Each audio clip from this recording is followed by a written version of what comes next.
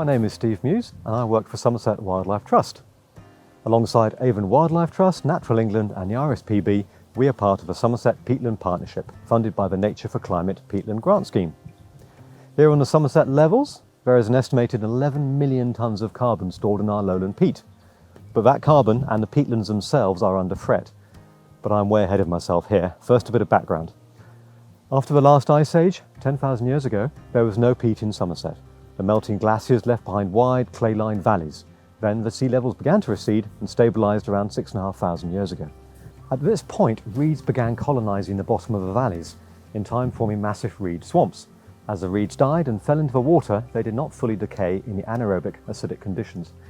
So over time, layers upon layers of dead organic matter and the carbon within it was preserved as peat.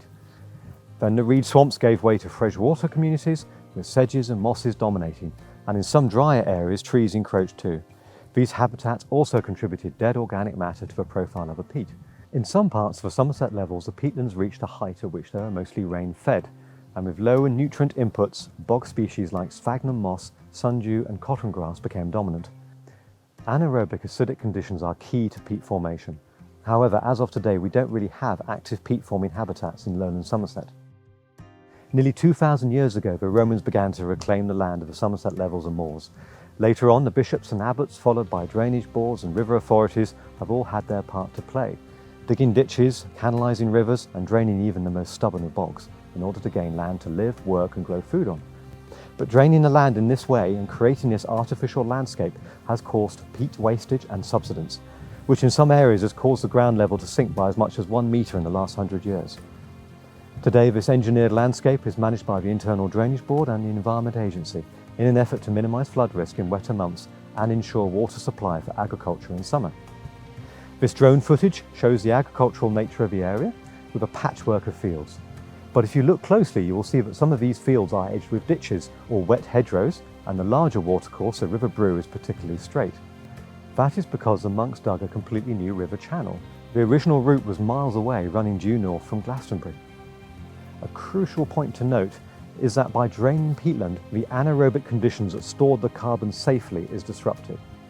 As the water table drops, oxygen becomes present in the soil, aerobic conditions allow microbial respiration and the decomposition of the peat to begin. Through these processes, carbon dioxide and other greenhouse gases such as methane are released to the atmosphere.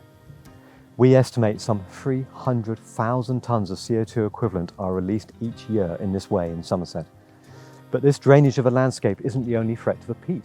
Alongside Cumbria, Somerset is the last of just 2 counties in England where industrial peat mining is still taking place today. In the past, peat was dug by hand and used locally to heat people's homes. More recently, it has been dug mechanically. The process starts by stripping the vegetation from the surface of the peat. This damage can still be seen today in the stripes that are visible in this footage of West Hay Moor, in areas that were prepared but never fully mined.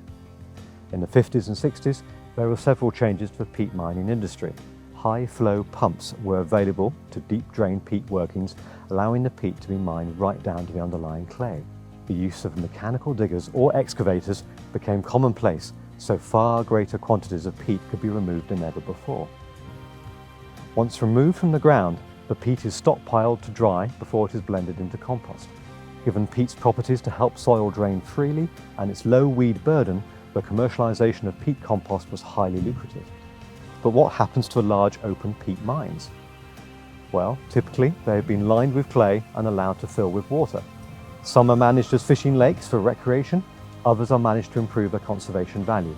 Over the past 50 years, Somerset Wildlife Trust, Natural England and the RSPB have bought several old peat workings and managed them as a mosaic of reed beds and open water. Fantastic habitats for nesting and overwintering wildfowl and a whole host of other wildlife. But this has happened at the cost of peat, worsening climate change and reduced ecosystem services. The peat mining is licensed and some local people's livelihoods depend upon it. However, the peat that is removed was formed over thousands of years and is by no means renewable.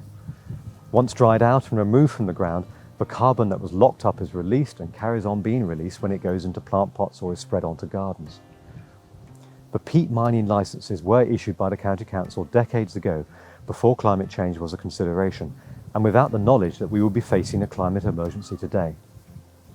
In 2011, The government set voluntary targets to end sales of peat-based compost for domestic use by 2020. However, peat-based comp products were still available to buy, so it is not perhaps a surprise that the campaign was unsuccessful. In August 2022, the government announced that the sale of bagged horticultural peat for public will end in 2024. We are working with DEFRA to ensure this ban is comprehensive and happens as soon as possible. So what can we do to protect our peat box? We can buy peat-free compost, we can buy plants grown in peat-free media, we can make sure we compost at home, we can spread the word and talk about these amazing biodiverse ecosystems, their ability to combat climate change and the threats they face. So that's it for me. Goodbye from the Somerset Levels and Moors.